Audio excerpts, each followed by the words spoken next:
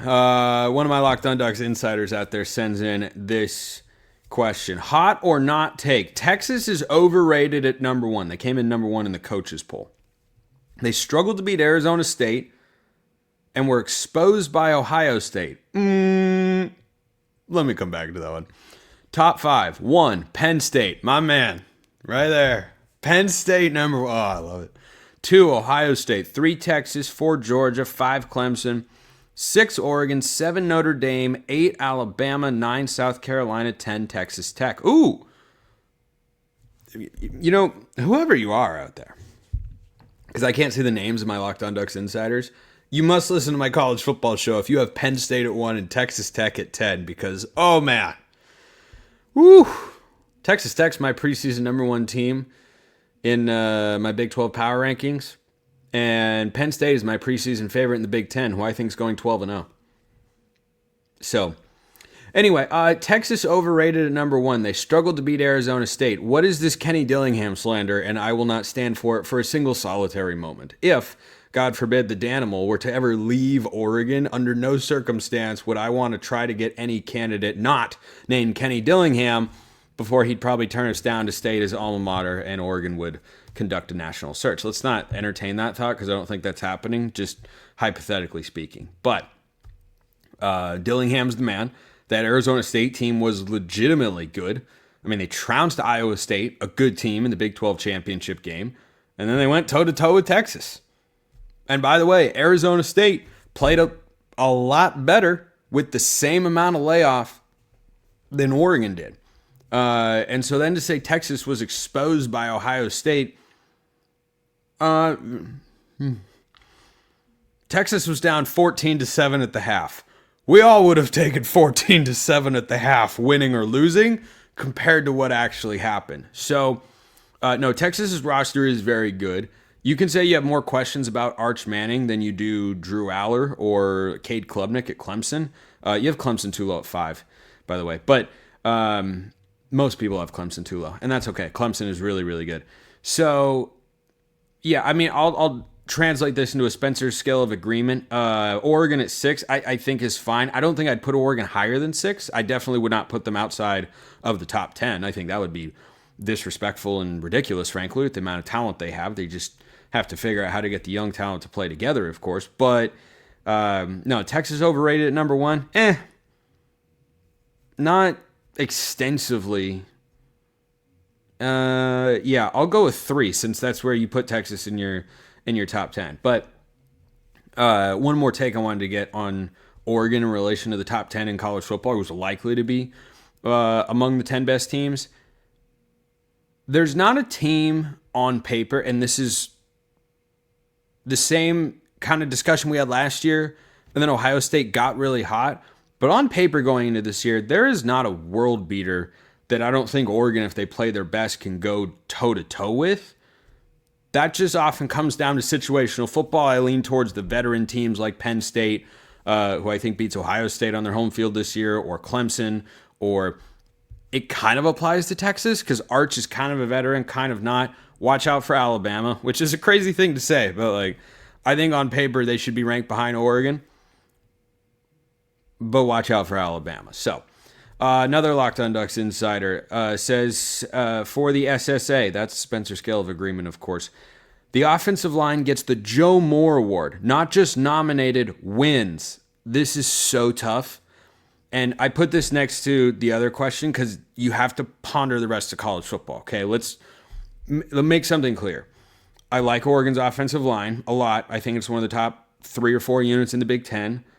I don't expect them to have the same number of troubles they did early in the season last year. Even though they're working in Dante Moore at quarterback, that could lead to a couple problems, sure. Last year was an abject disaster up front through 2 weeks. I literally cannot imagine a stretch, not just against those two caliber of opponents in FCS and a group of 5, but just in general. I don't know the next time we'll see Oregon get sacked 7 times in 2 weeks. That was insane, legitimately insane. I don't think that's going to happen again until you have more questions at center like they did early last year. But could they win? The problem that I have with this, not that Isaiah World's projected to be a first-round pick.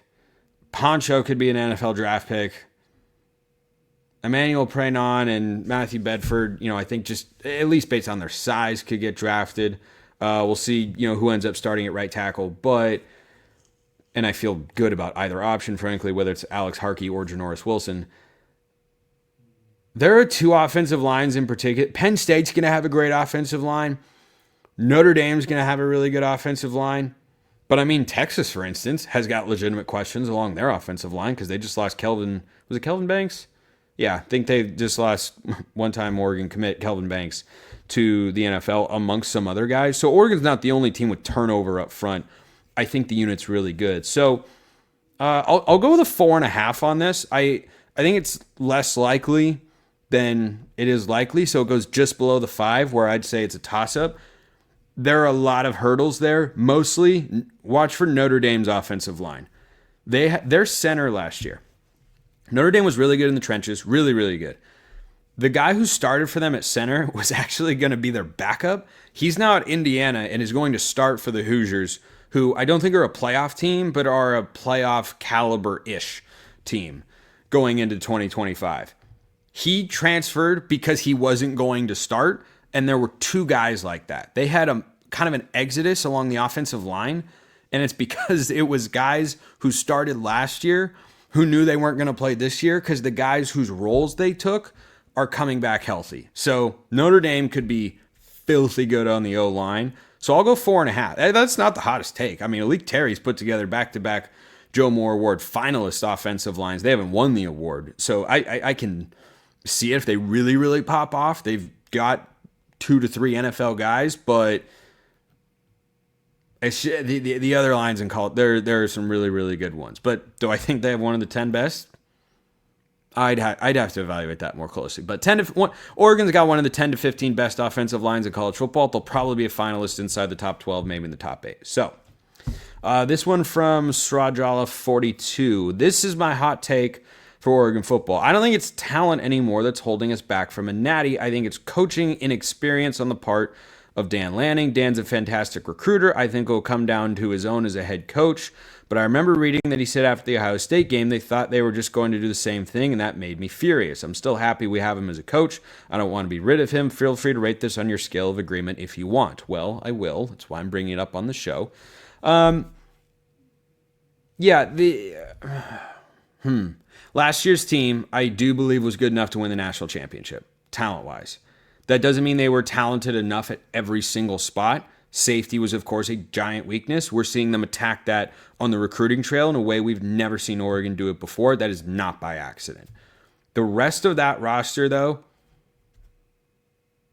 I think Nico Reed's going to make an NFL roster this year. I don't know about Jabbar Muhammad, but at the very least, he was a plus corner in college football last season. You had Basso, who's an NFL linebacker. Betcher and Jackson could both be NFL linebackers. You had 3 draft picks along the defensive line, plus a future 4th one in Mateo. Amari Washington could be a future NFL draft pick and was the number 3 defensive tackle. That team was stupidly talented. You had Tez Johnson and Evan Stewart at receiver, both NFL draft picks. Stewart will be. Tez, of course, already has been. 3rd-round quarterback in Dylan Gabriel, which was overdrafting him, but he's good enough to get drafted, of course. Frankly, I've said it for a long time, and Dan Lanning has said it too. They got outcoached in that game, just flat out. They got outcoached, and unfortunately, that's the way the cookie crumbles, and it got ugly really, really fast. I don't think it's entirely... Ohio State still had a more talented roster. They had a couple more guys get drafted, and just in a couple spots, really. Jeremiah Smith was the best player on the field. Caleb Downs, best player on the field. I'll go with a 7 on this.